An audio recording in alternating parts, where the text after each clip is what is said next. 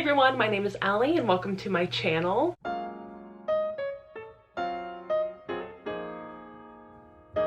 So today I'm going to be doing my February wrap up. I'm still trying to get over a little bit of a cold that I had, and my voice still sounds a little bit weird. I still feel a little bit congested, so if any of that comes through in the video, I'm so sorry. I'm just still trying to get over this cold. But also, February was Black History Month, so I ended up reading 5 books, all by Black authors, and I'm so excited to share them with you all.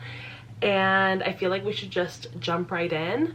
And so the first book that I ended up reading in February was Sula by Toni Morrison. And Toni Morrison is an author that I have been wanting to read from more. I was an English major in college, so I have read a bit of work from Toni Morrison in the past, but I have just been wanting to continue reading the books that I haven't read from her. And so Sula was definitely high up on that list. And this book basically follows the lives of these two women, Sula and Nell, and they grew up together and were both from pretty poor families and were very, very close. However, one of the girls stays in their small town and the other one leaves, and they kind of have these very different experiences in life, and they end up coming together, and you kind of see how their lives have intersected and come apart and then intersected again. And it's just a really interesting way of telling a story. I really appreciated Toni Morrison's way of like going and jumping throughout different timelines and different perspectives, and at times it can feel a little bit jarring and a little bit like, whoa, what's going on? But you start to see the masterful way that Toni Morrison is able to weave these two stories together, and it all starts to make sense. And it's like, wow, there's a lot of thought put into creating this narrative. So I really enjoyed this book. I ended up giving it 4 out of 5 stars. I highly recommend checking it out. Toni Morrison is definitely one of those like generational talents. The next book I ended up reading was Between Friends and Lovers by Shirlene Obuobi. And this is an adult romance, and it's kind of like a semi-love triangle, but it's done in a way that's very different than what you would expect. Like, I was talking to one of my friends who was interested in reading this book, but she was like, the only thing holding me back is the fact that it's a love triangle, and I'm not like really into the love triangle trope, which I totally understand. I am a lover of love triangles. However, this one is definitely not like the typical love triangle that you would think of when thinking of that trope. It's done in a very interesting way, and it's not necessarily like, you know, this person choosing between these two like equally good people. Basically, it follows this young woman, and she has always been really good friends with this white boy and his family, and she has kind of like really been almost enveloped into their family in a way. She doesn't have like a very good home life. She doesn't have a very good relationship with her mom, so she's really felt accepted and loved in this family. And she's always had this very deep and intense crush on this boy, and it's never really been reciprocated. And so she's just kind of like held onto this candle for him for, I think, around like 10 years. It's been a really long time. And he is actually an actor, and she is a Instagram like influencer, and she talks a lot about like relationships and sex and stuff like that. However, she is also a virgin because she has been so distracted by this very long and intense crush that she's had on this guy. She's never really felt the need or desire to explore other kinds of relationships with other people. So she's felt kind of like emotionally stunted. And then she ends up meeting this guy. He is an author, and her crush's family has been really interested in adapting this guy's novel. And they kind of end up hitting it off at this party where they meet and end up getting to talking. And there's some very obvious attraction between these two people. And so she is starting to feel like a little bit torn in staying with this crush that has been unreciprocated and that she has been desperately holding on to for so long.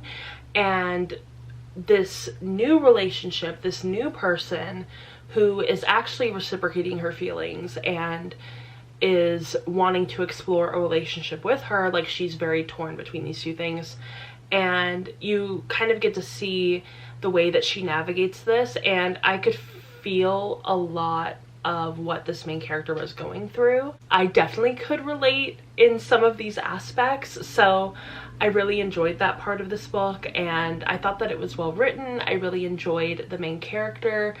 My only gripe with this book that just like didn't really work for me was her love interest, the author.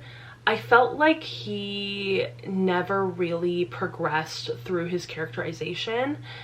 The person that he was at the beginning of the novel is basically the same person that he is at the end, even though he has like a lot of things to work through. And I felt like the main character and the guy that she's had a crush on, they both went through a lot of character development. And I don't think that they're right for each other, so it's not like, oh, I think she should have ended up with this guy. I don't think that at all, because I just don't think that they are like emotionally on the same page with each other, so it just wouldn't make sense. And I do like the actual romance that ended up happening. However, I just feel like this author character, he just didn't really work through a lot of the insecurities that he had throughout this book that he kind of projects onto the relationship he has with the main character. I just wish that he had actually like taken a look at himself and done some work, because he kind of encourages the main character to look at herself and do work, but he doesn't do the same thing. So it just felt like very unequal, and it just felt like he was not very self-aware. So that was like my main gripe with this book, is that I liked literally everything else about it. I just felt like the male main character should have gone through some actual character development. And then if that had happened, I felt like this book would have been like a 10 out of 10. The next book I ended up reading was Model Home by Rivers Solomon. And this is actually my first book I've ever read from Rivers Solomon, which is crazy because I ended up really, really loving this book. I gave it 4 out of 5 stars. Like I've said this entire year, I have loved a lot of these books and have really enjoyed reading them. I just like, there's always something missing that's like keeping me from giving it a 5 out of 5. Like, this one was so close. It was so close to a 5 out of 5. There's just like a few things that I didn't love, and I felt like it was too short of a book. But Model Home is like a very speculative horror novel, and it's really interesting because you really get to see this like family dynamic play out through this supposed haunting, almost like possession of this house. Like, it's almost like the house is like demon possessed, or just like it has a haunting, but it's not real, if that makes it. Like, it's very interesting, like the way that this book is crafted, because there's so much of like what's real, what isn't real, what's actually happening, what isn't happening. And you really get to see this family dynamic play out through that confusion and that turmoil, and I really, really enjoyed that. So I will say there are a lot of trigger warnings for this book if you are interested in that. I have them in my Goodreads review, but I will also say the trigger warnings that I put were for racism, homophobia, transphobia, and childhood sexual assault.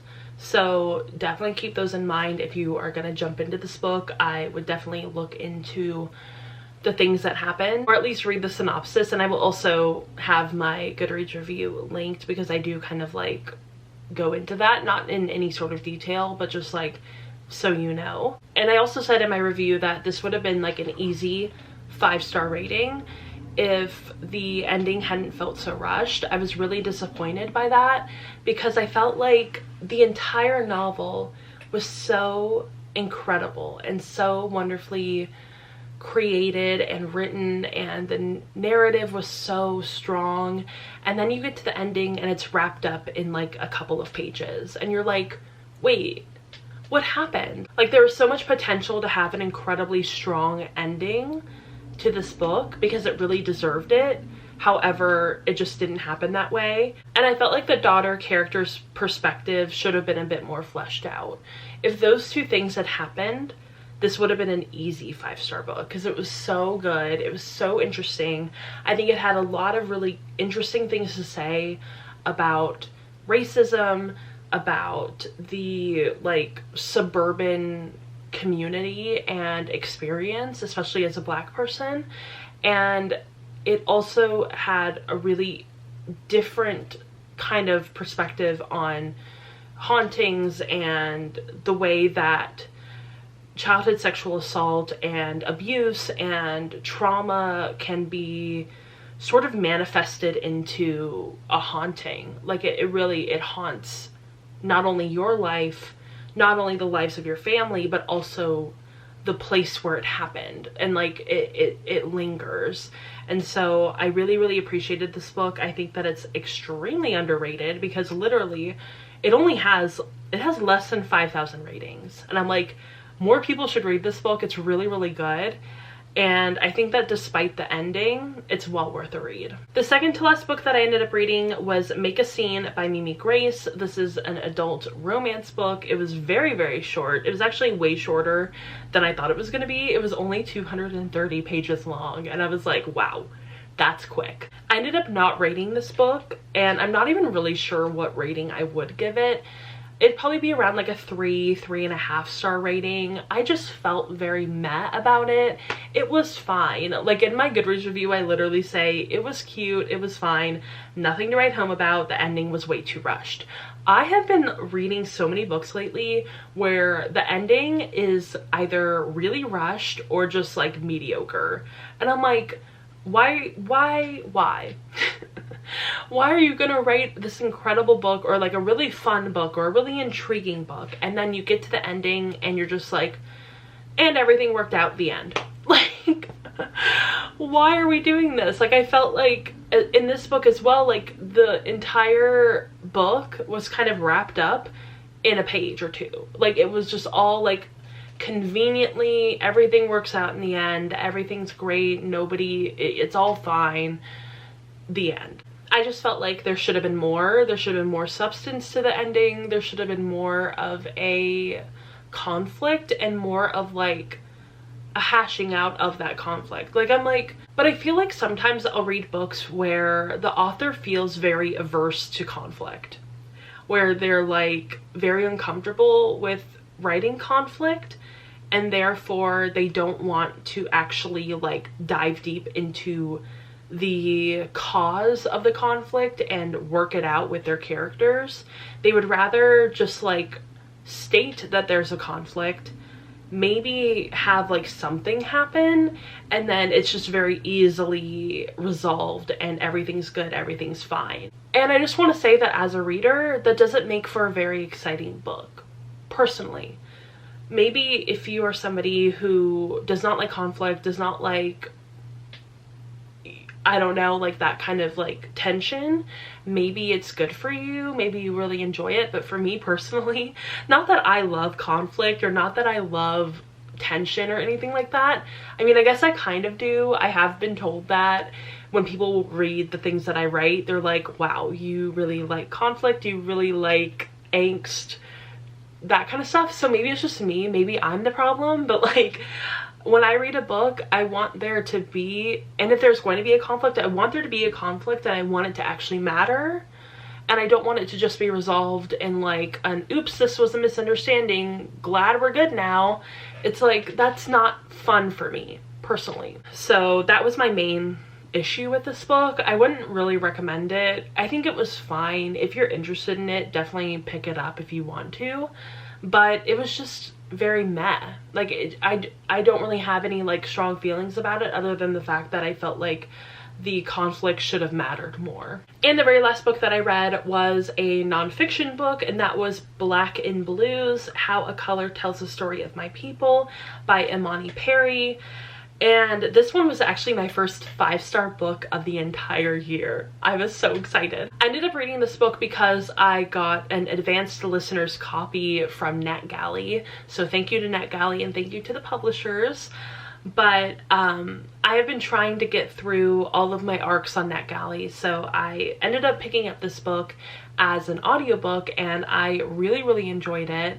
This is basically a nonfiction book that is detailing the relationship between the color blue and the struggles and triumphs of the Black experience, specifically the Black American experience, though it does go into other types of Black experiences from geographically other parts of the globe. And so I thought that it was really interesting, and it's definitely very niche, but I think that the author was able to take this very niche topic and kind of expand it in a really, really interesting way. And I like that it showed the duality of this color and the meaning of it within the Black community, and I just personally really, really enjoyed it. And I really liked the writing voice of Imani Perry. I thought that her writing style was really accessible and really fun to read. Sometimes you'll pick up these like very niche nonfiction books and it's kind of like you can tell this person is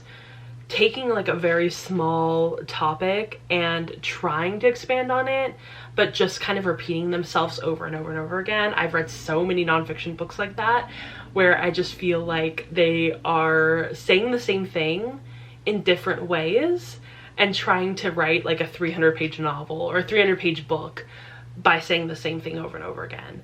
So I was really impressed by the fact that Imani Perry actually had like a lot of good and interesting things to say that were not the same thing. And yeah, I highly recommend this book. I feel like I don't want to talk too much about it because I'm like, I don't want to regurgitate the entire book to you guys, but I definitely recommend it if you're looking for a really fun and interesting nonfiction book to pick up. I definitely recommend this one.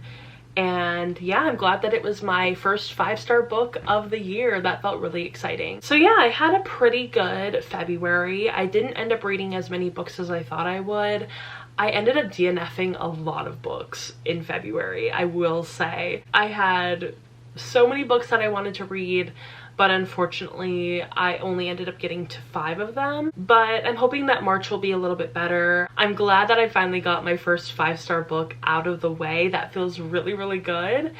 And yeah, I feel like that's everything I wanted to say about my February reading month. Let me know down below in the comments what books you read in February.